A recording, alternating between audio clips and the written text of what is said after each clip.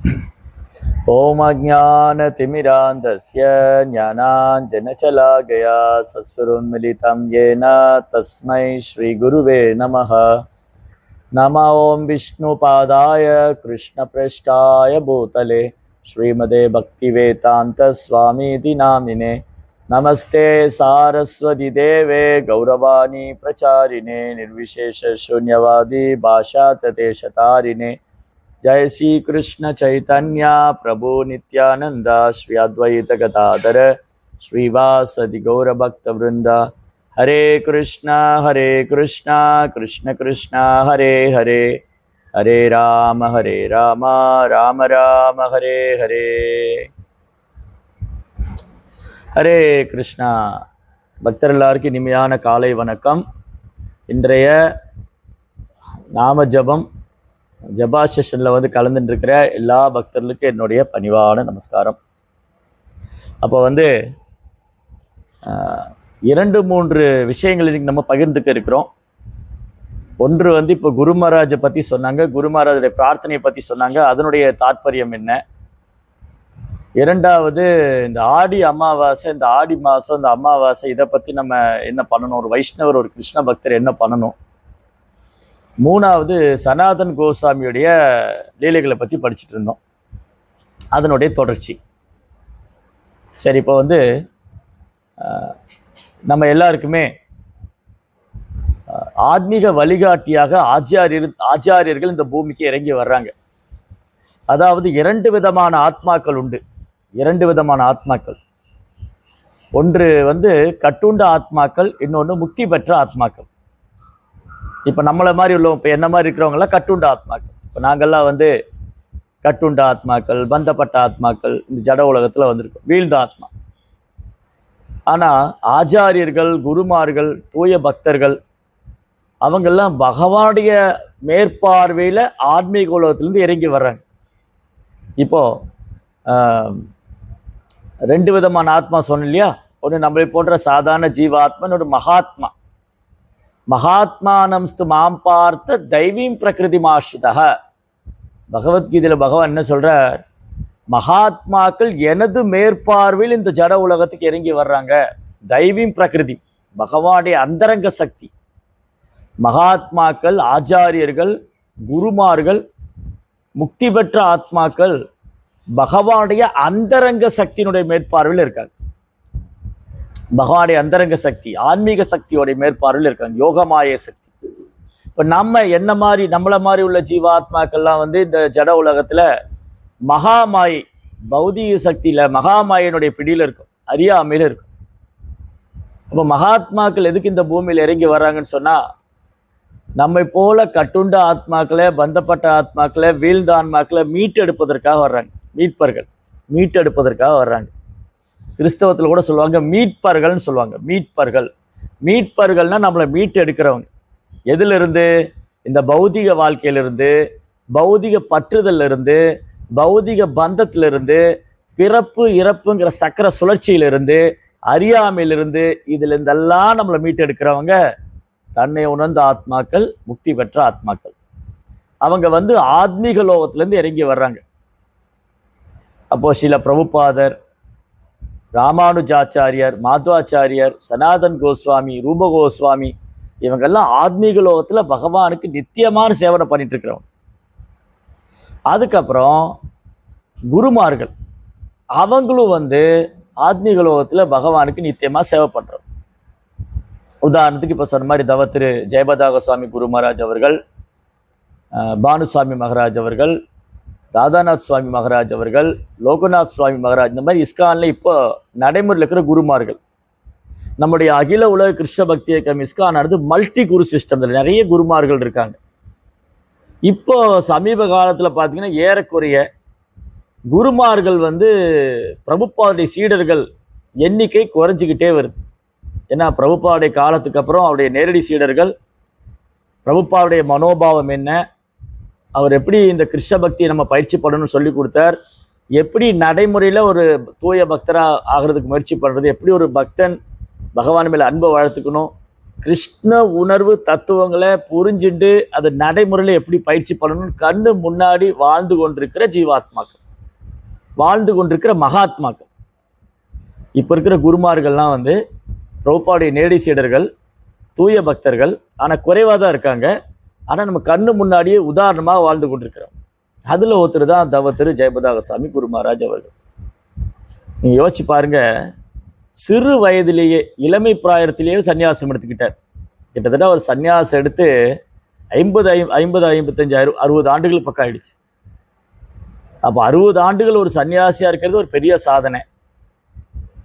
அதுக்கப்புறம் அவர் உலகம் முழுதும் கிருஷ்ண பக்தியை பிரச்சாரம் செய்து எண்ணற்ற சீடர்களை ஏற்றுக்கொண்டு எண்ணற்ற பக்தர்களை உருவாக்கியிருக்கார். அப்போ இந்த மாதிரி சத் சங்கத்துக்கு வரும்போது சிலர் கேள்விகள் கேட்பதுண்டு. என்ன கேள்வி கேட்பாங்கன்னா, சுவாமிஜி நீங்கள் சொல்கிறீங்க இந்த மாதிரி கிருஷ்ண பக்தர்கள்லாம் வந்து பகவானுக்கு சேவை பண்ணுறாங்க, குருமார்கள் ஆச்சாரியர்கள்லாம் கிருஷ்ண பக்தியை பிரச்சாரம் பண்ணுறாங்க. அப்படி இருக்கும்போது அவங்க ஏன் இந்த மாதிரி கஷ்டப்படுறாங்க, உடலால் கஷ்டப்படுறாங்களே? தவ திரு ஜெயபதா சாமி குரு மகாராஜ் அவர்கள் வந்து உடம்புல வந்து பாதி பாகம் வேலையே செய்யாது. ஒரு கண்ணு சரியாக பார்க்க முடியாது. அவர் உடம்புல வந்து அந்த கிட்டத்தட்ட 2009 அவருக்கு வந்து ஸ்ட்ரோக் வந்தது. அப்போ இருந்து இன்னை வரைக்கும் அவர் உடலில் பகுதி பாகம் வேலை எழுந்து நடக்க முடியாது, தெளிவாக பேச முடியறதில்ல. இது இல்லாமல் பல பிரச்சனைகள் அவர் சந்திச்சிருக்கார். அப்போ கேள்வி என்னென்னா, ஏன் இந்த மாதிரி பாவகரமான காரியங்கள் செய்கிறவங்க கஷ்டப்படலாம், அது நியாயம். சரி, அவன் பாவம் பண்ணியிருக்கான், அதனால வந்து அவனுக்கு கை கால் வரலை. அவன் பாவம் பண்ணியிருக்கான், அதனால் நோய்வாய்ப்பட்டிருக்கான், அவன் வந்து ஒரு கெட்ட ஆத்மா, ஒரு மோசமானவன், அவன் கஷ்டப்படலாம், நியாயம். இந்த குருமார்கள்லாம் தங்களுடைய வாழ்க்கையை இறைபணிக்காக, பகவானது சேவைக்காக முழுமையாக அர்ப்பணித்தவர்கள். ஸ்ரீல பிரபுபாதருடைய இயக்கத்துக்காக தங்கள் வாழ்க்கையை தியாகம் செஞ்சவர்கள். அவங்களுக்குன்னு தனிப்பட்ட எந்த ஒரு சுய விருப்பமும் கிடையாது, சுயநலமே கிடையாது. சுயநலமோ அவங்களுடைய வாழ்க்கை ஒரு திறந்த புத்தகம் மாதிரி. அந்த மாதிரி அவங்க வந்து தங்களுடைய வாழ்க்கையை வந்து பிரபுபாவுடைய சீடர்கள், குருமார்கள் வந்து தங்களுடைய வாழ்க்கையை ஸ்ரீல பிரபுபாதருடைய சேவைக்காகவே அர்ப்பணம் செஞ்சவர். அவங்களுக்குன்னு தனிப்பட்ட வாழ்க்கையோ ரகசியமோ எதுவுமே கிடையாது. அவங்க முழுக்க முழுக்க தங்களுடைய உடல், பொருள், ஆவி அனைத்தையும் பிரபுபாவுடைய சேவைக்கும் சைதன்ய மகாபுடைய சேவைக்கும் அர்ப்பணம் பண்ணோம். அப்போ அவங்களுக்கு ஏன் இந்த மாதிரி நடக்குது அப்படின்னு நம்ம புரிஞ்சுக்கணும். இதுக்கு பின்னாடி ஒரு பெரிய திருவிளையாடல் இருக்கிறது.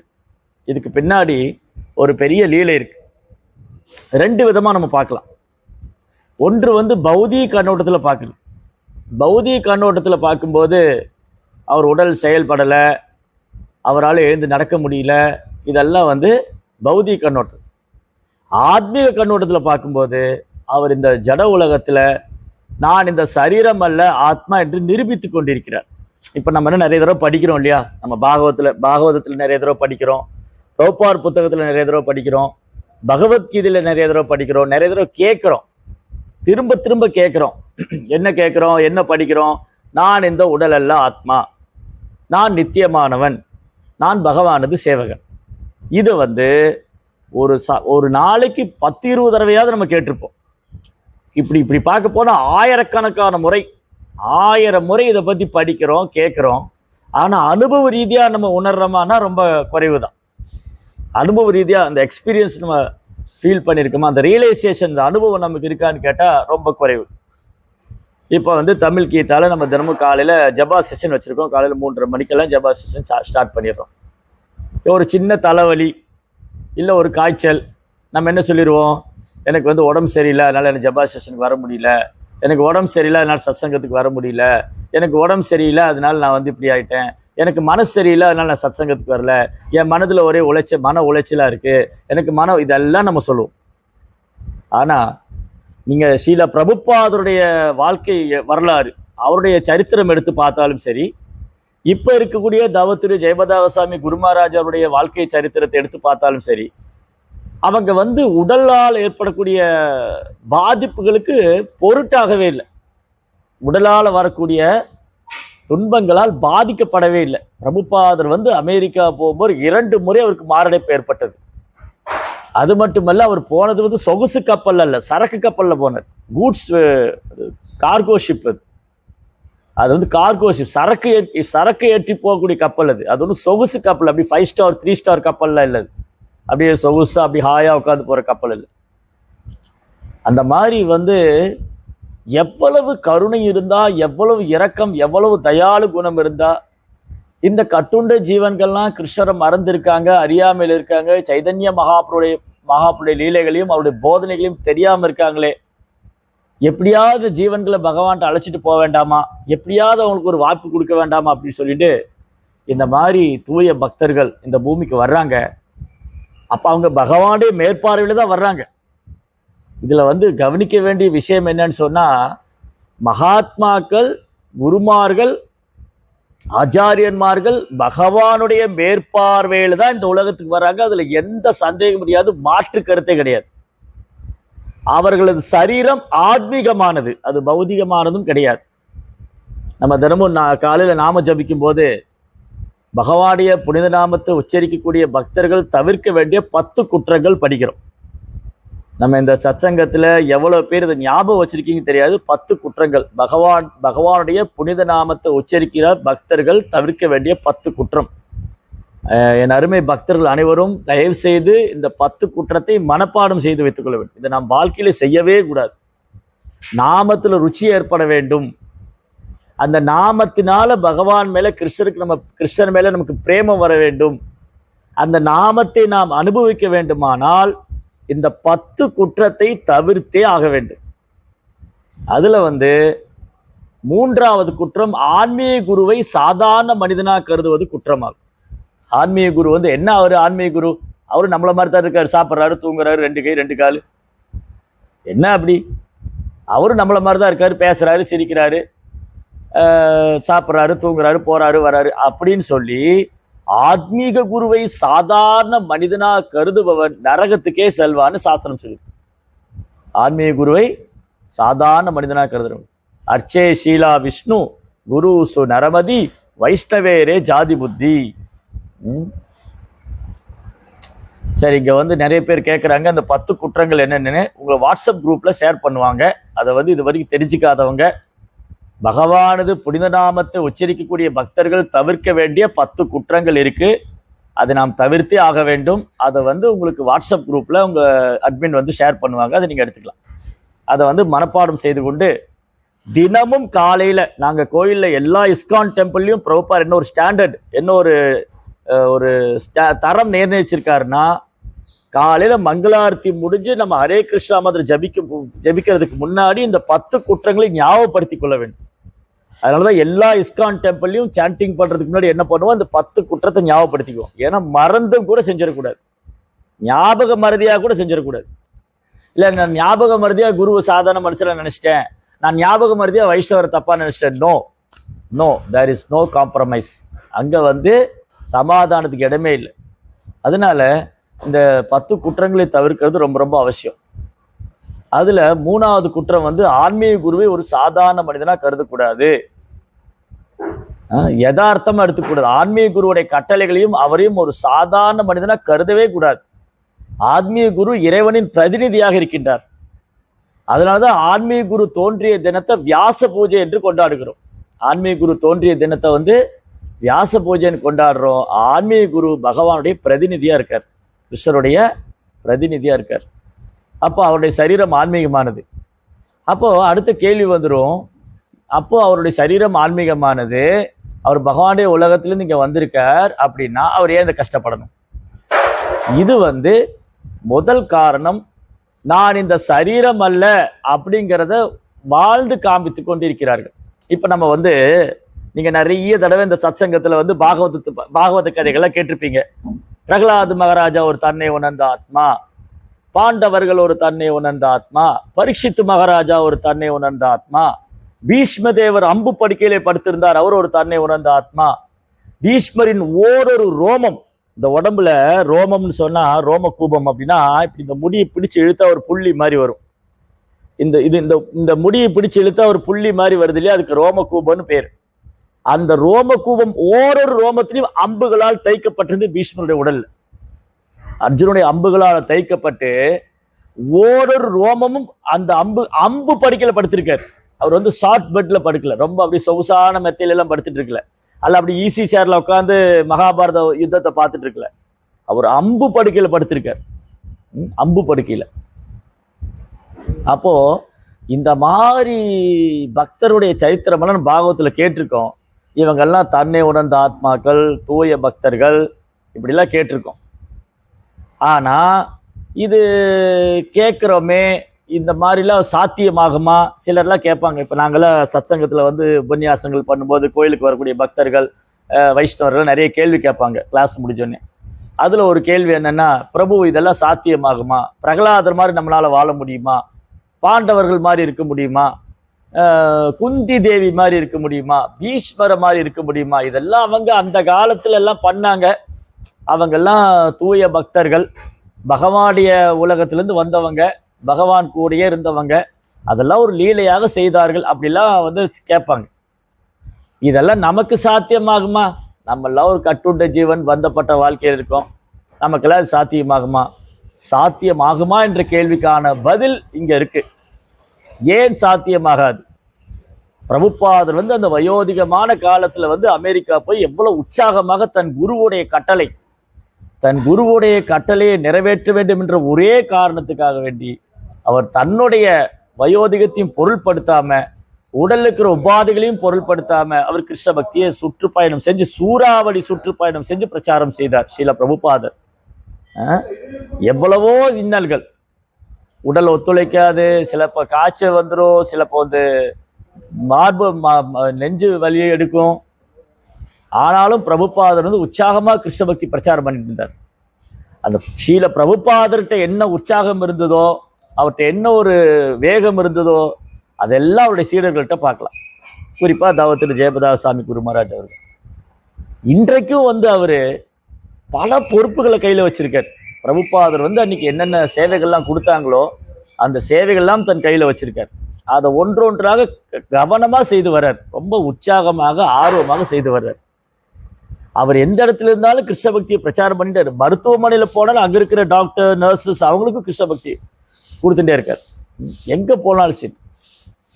அப்போது இந்த லீலையில் என்ன நடக்குது அப்படின்னு சொன்னால், கிருஷ்ணர் ஏன் இந்த மாதிரி ஒரு லீலை பண்ணுறாருன்னா, ஆன்மீக குருவை நம்ம ஒரு சாதாரண மனிதனாக கருதக்கூடாது. அவர் எந்த சூழ்நிலையிலும் கிருஷ்ண உணர்வில் இருப்பார். அவர் எதையுமே பாதிக்காது, எந்த சூழ்நிலையும் அவரை பாதிக்காது. அது உடல்ல வந்து சவால்கள் என்ன வந்தாலும் அதையெல்லாம் பொருள்படுத்தாம அவங்க பண்ணுவாங்க. அது அவங்கள பாதிக்கவே, அதை வந்து அவங்க பாதிக்க தங்களை அலோவ் பண்ணிக்க மாட்டாங்க, அனுமதிக்க மாட்டாங்க. அப்ப என்ன அர்த்தம்? நான் இந்த சரீரமல்ல ஆத்மாங்கிற தளத்துல வாழ்ந்து காமிக்கிறேன். நான் இந்த சரீரமல்ல ஆத்மா, நான் நித்தியமானவன், நான் கிருஷ்ணனுடைய சேவகன். எனக்கு வந்து என் குரு மகாராஜுக்கு கொடுத்த வாக்குறுதியை நிறைவேற்றுவதற்கும், பகவான் ஸ்ரீ சைத்தன்ய மகாபிரபுக்கு சேவை செய்வதற்கும் எந்த ஒரு விஷயம் என்னை தடை செய்ய முடியாது. இந்த உடல்ல என்ன உபாதைகள் ஏற்பட்டாலும் என்னுடைய சேவையை தடுக்க முடியாது. அகைதுகி அப்ரதிகதா, எந்த தடங்களும் பண்ண முடியாது. ஒரு தூய பக்தருடைய சேவையை யாராலும் எந்த ஒரு சக்தியாலும் தடுத்து நிறுத்த முடியாது.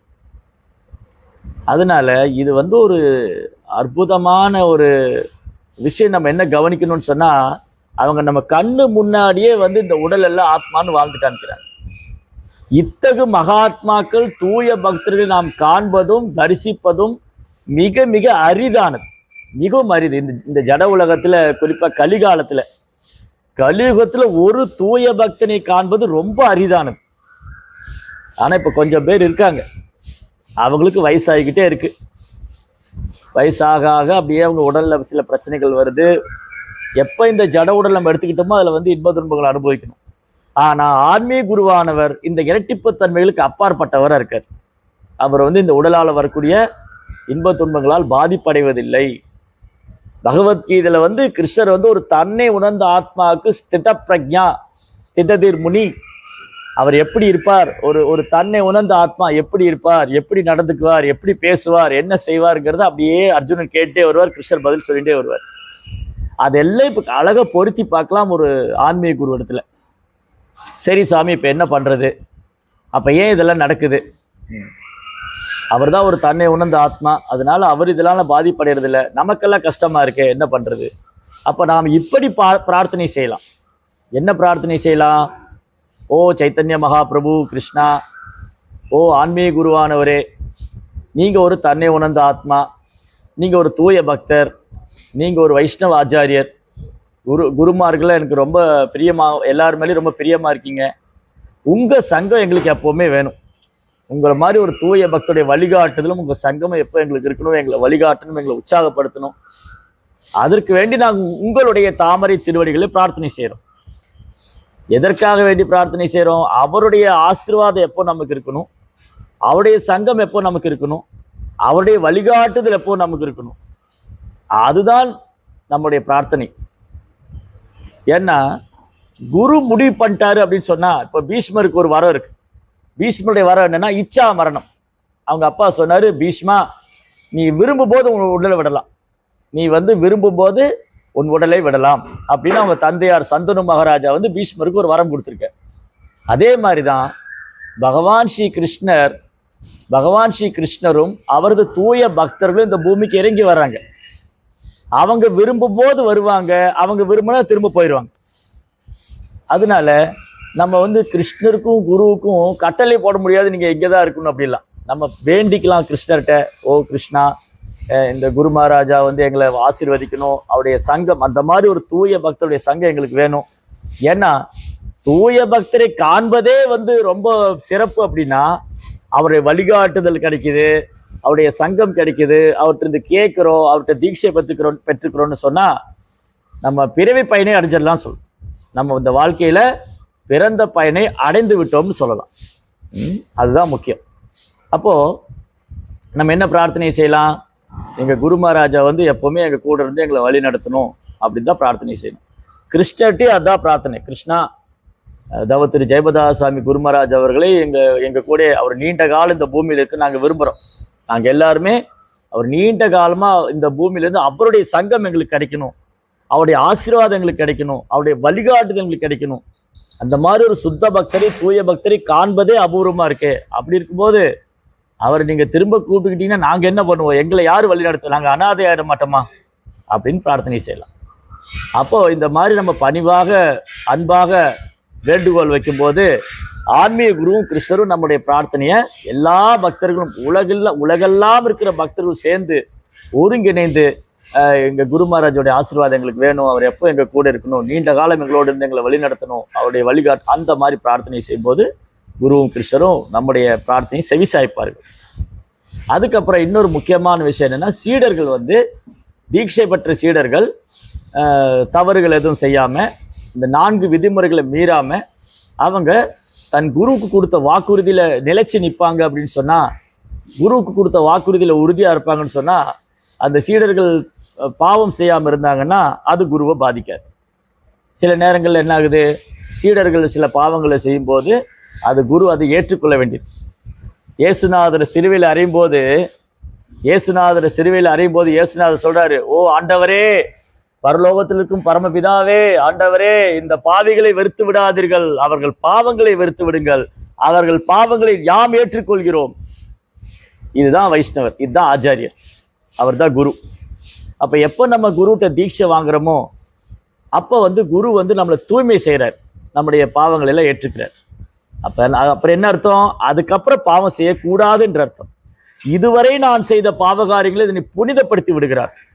எப்போ நான் ஆன்மீக குருவுடைய தாமரை திருப்பாதங்களை சரணடைந்து, எப்போ நாம் ஆன்மீக குருவுடைய தாமரை திருப்பாதங்களை சரணடைந்து அவர்கிட்ட தீட்சை பெற்றுக்கொண்டு அவருடைய வழிகாட்டுதல பக்தி தொண்டு சேரமோ, அப்போ நம்மை பகவானிடம் அழைத்து செல்லும் மிக பெரும் பொறுப்பு அவர் ஏற்றுருக்கு. ஆன்மீக குருவுடைய ரெஸ்பான்சிபிலிட்டி, ஹையர் ரெஸ்பான்சிபிலிட்டி, மிகப்பெரிய பொறுப்பு. தன் சீடர்களை வழிநடத்தி அவர்களை பக்தியில் ஊக்கப்படுத்தி உற்சாகப்படுத்தி அவர்களை ஆன்மீக லோகத்துக்கு அழைத்து செல்லும் தகுதியை குரு தர்றார். அதனால சீடர்கள் செய்யக்கூடிய தவறும் குருவை பாதிக்கும். சீடர்கள் பண்ணக்கூடிய பாவகாரியங்கள், குற்றங்கள் எல்லாம் அது குரு ஏற்றுக்கிறார். அது ஏற்றுன்றதுனால அவர் கஷ்டப்பட வேண்டியது அதுவும் நடக்கும். அதனால எப்படி பார்த்தாலும் நாம் எல்லோரும் கிருஷ்ண உணர்வை தீவிரமாக பின்பற்ற வேண்டும்.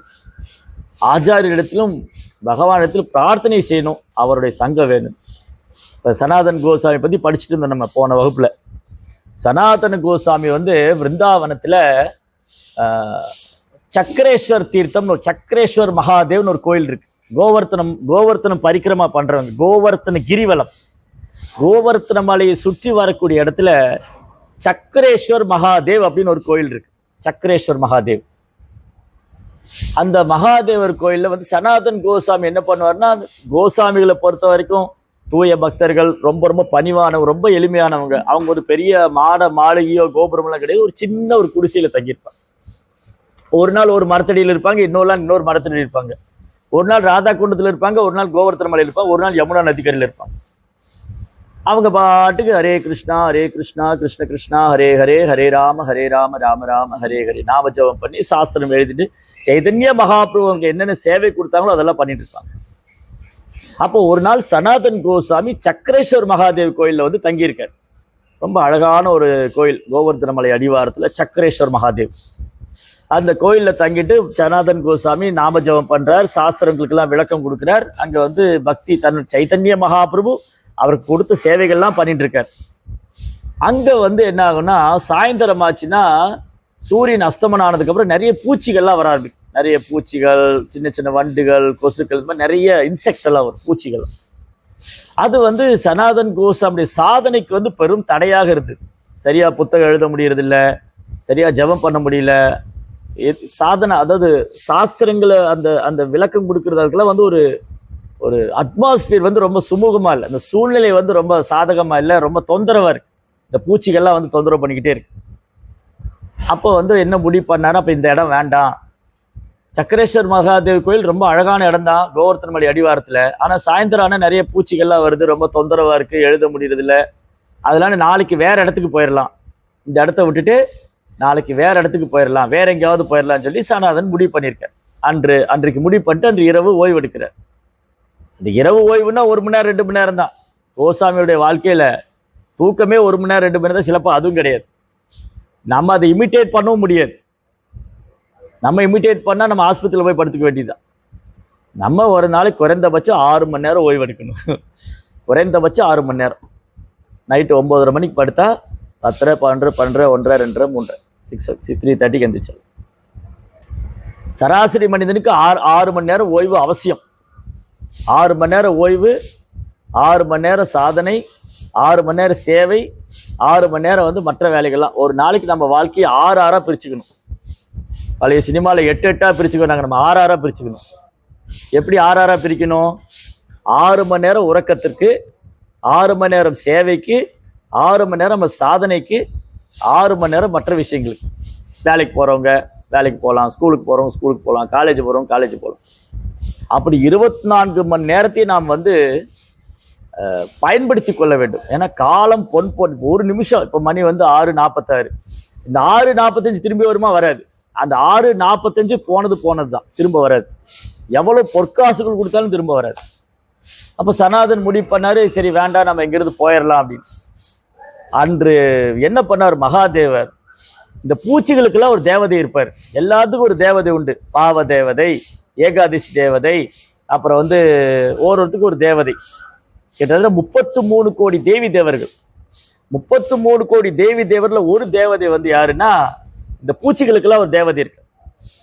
அந்த பூச்சிகளோட தேவதையை வந்து மகாதேவர் கூப்பிட்டு, இந்த பகுதியில பூச்சிகளே இருக்கக்கூடாது, இந்த என்னுடைய இந்த சக்கரேஸ்வர் மகாதேவ் ஆலயத்தை சுத்தி இந்த பகுதிகளில் பூச்சிகளே வரக்கூடாது. ஏன்னா சனாதன் வந்து இங்க வந்து சாதனை பண்றாரு, பாகவதம் படிக்கிறாரு, நாமஜபம் பண்றாரு. சனாதனுடைய சங்கம் எனக்கு வேணும். யார் சொல்றா? மகாதேவ் சொல்றார், சிவபெருமான். மகாதேவர் சொல்றாரு, சனாதன் கோசாமியோட சங்கம் எனக்கு வேணும். அவர் இங்க இருந்து போயிடலான்னு நினைக்கிறாரு. அவர் பிரிய எனக்கு மனசு இல்லை. அவர் விட்டு அவருடைய சங்கம் எனக்கு வேணும். அதனால பூச்சிகளுடைய தலைவனை கூப்பிட்டு, பூச்சிகளுடைய தேவதையை கூப்பிட்டு, இந்த பகுதியில பூச்சிகளே இருக்கக்கூடாதுன்னு சொல்லிட்டார்.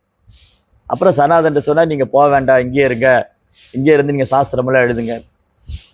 அந்த மாதிரி தூய பக்தரின் சங்கத்தை வந்து மாபெரும் தேவர்கள், பிரம்மதேவர், மகாதேவர் போன்ற மாபெரும் தேவர்களும் மகா ரிஷிகளும் விரும்புவாங்க. அதனால நமக்கு ஒரு பெரும் பாக்கியம். இந்த மாதிரி தூய பக்தர்கள்லாம் இப்போ இருக்காங்க. அவங்க சங்கம் வேணும்னு பிரார்த்தனை பண்ணணும். சரி, ஒரு 2 நிமிஷம் இந்த ஆடி அமாவாசை பற்றி பேசி முடிச்சிடுறேன்.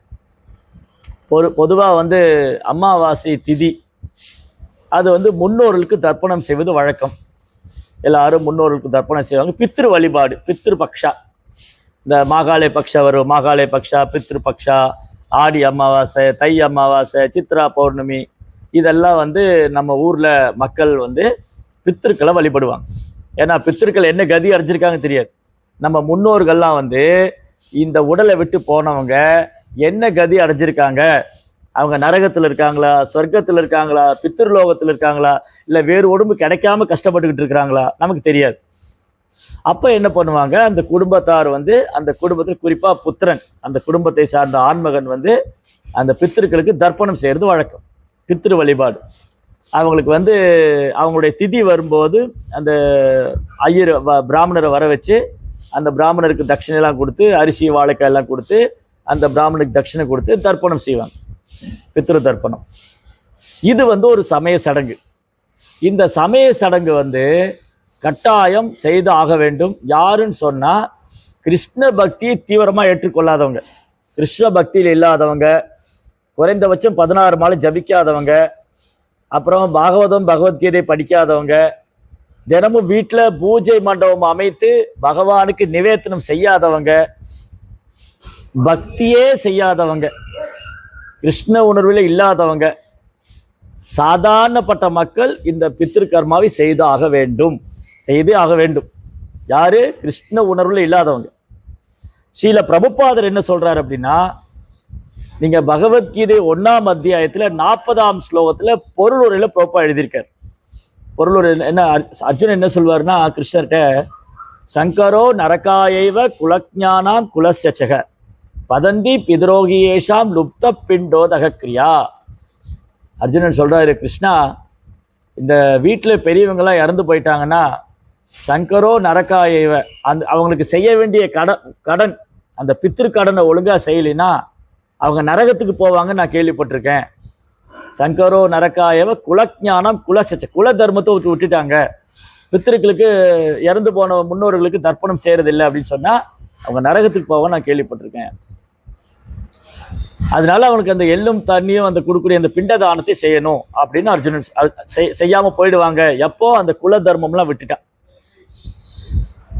அப்போ அந்த பொருளுரையில பிரபா என்ன எழுதியிருக்காருன்னு சொன்னா, இந்த முன்னோர்களுக்கு பிண்டதானம் கொடுக்குற இந்த சடங்கானது வேத காண்டத்தில் வேதங்களில் கர்ம காண்டம், ஞான காண்டம், உபாசன காண்டம் 3 இருக்கு.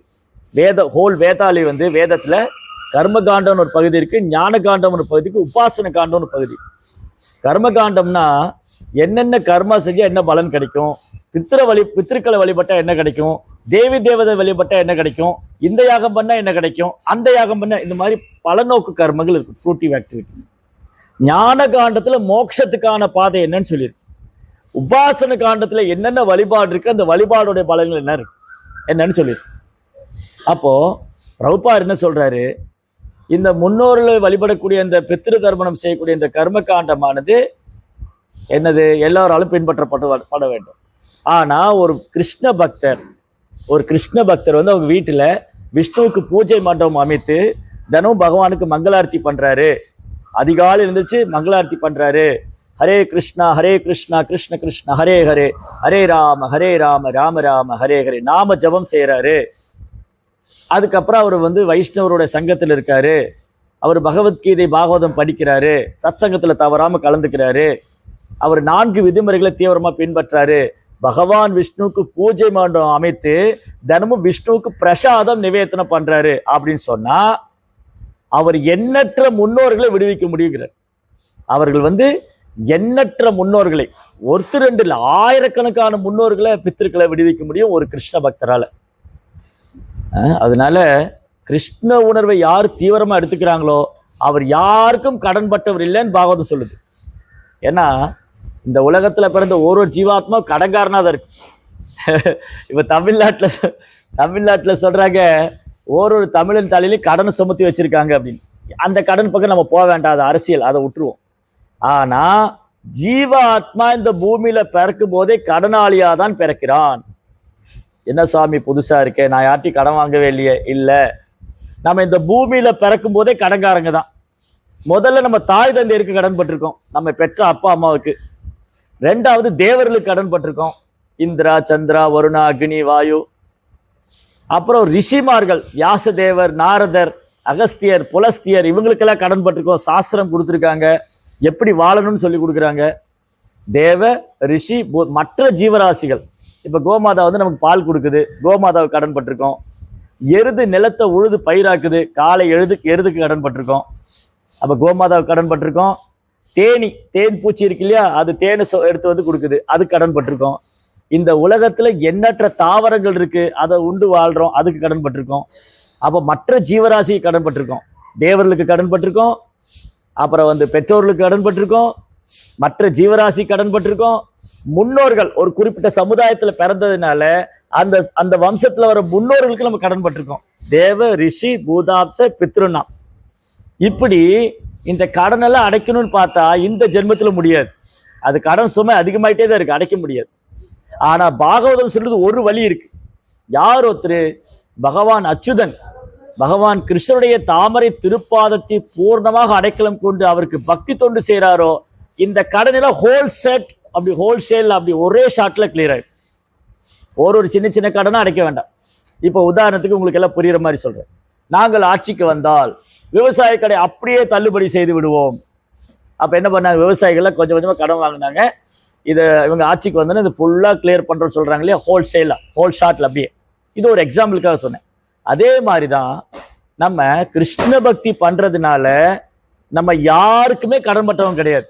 அது தேவர்களுக்கும் தேவர்கள், ரிஷிகள், முனிவர்கள், மற்ற ஜீவராசிங்க, அப்புறம் வந்து பித்திருக்கள், யாருக்குமே கடனாளி ஆக மாட்டோம். இதெல்லாம் ஹோல் ஷாட்டில் கிளியர் ஆயிடும். அதனால பிரபுபாதர் வந்து எவ்வளவு ஒரு அற்புதமான ஒரு வாய்ப்பை ஏற்படுத்தி கொடுத்துருக்காரு. அதிகாலை நாம ஜபம் செய்யறது, மங்களாரத்தி பண்ணி, இது எல்லாமே ஒரு சிஸ்டம் இருக்கு. இந்த சிஸ்டத்துக்குள்ள இருந்தோம்னு சொன்னா நம்ம எப்பவுமே சேஃபா இருக்கும். நமக்கு எந்த ஒரு கர்மாவும் கிடையாது, எந்த ஒரு பாதிப்பு, யாரோடைய சாபத்துக்கும் ஆளாக மாட்டோம். எந்த ஒரு பக்தர் கிருஷ்ண பக்தியில உறுதியா இருக்காரோ, பகவான் ஸ்ரீ கிருஷ்ணரே பரமபுருஷோத்தமனான முழுமுதற் கடவுள்ங்கிறது உறுதியா இருக்காரோ, ஹரே கிருஷ்ணா கிருஷ்ண கிருஷ்ண ஹரே ஹரே, ஹரே ராம ராம ராம ஹரே, இந்த நாம ஜபத்துல உறுதியா இருக்காரோ, நம்பிக்கையோடு இருக்காரோ, அவருக்கு எந்த தோஷம் கிடையாது. அது பித்ரு தோஷமோ அல்லது அந்த தோஷம் இந்த தோஷம், ஒரு தோஷம் கிடையாது. அந்த பக்தர் தோஷமே கிட்ட வர முடியாது, அதெல்லாம் தள்ளி போயிடும். அந்த பக்தர் எந்த தோஷம் அந்த பக்தனை பிடிக்காது.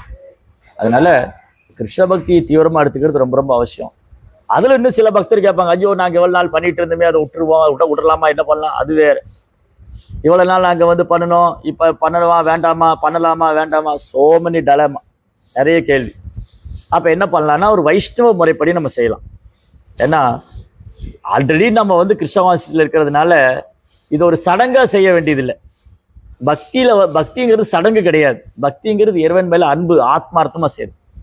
அப்ப நம்ம என்ன பண்ணலாம், இந்த பழக்க தோஷம் சொல்லுவாங்களே, எவ்வளவு நாள் பண்ணிட்டேன்னு. அப்ப என்ன பண்ணலாம், அந்த எல்லா நாளுமே நம்ம கோமாதாவுக்கு சேவை பண்ணலாம், எல்லா நாளுமே வைஷ்ணவருக்கு சேவை பண்ணலாம், எல்லா நாளுமே பக்தி பண்ணலாம். சரி, ஓகே, உங்க திருப்திக்காக, அவரவர் திருப்திக்காக அந்த திதி வர்ற அன்னைக்கு, நம்ம தாத்தாவுடைய திதியோ பாட்டி அப்பா அம்மாவுடைய திதி வர்ற அன்னைக்கு வைஷ்ணவர்களுக்கு சேவை பண்ணணும்.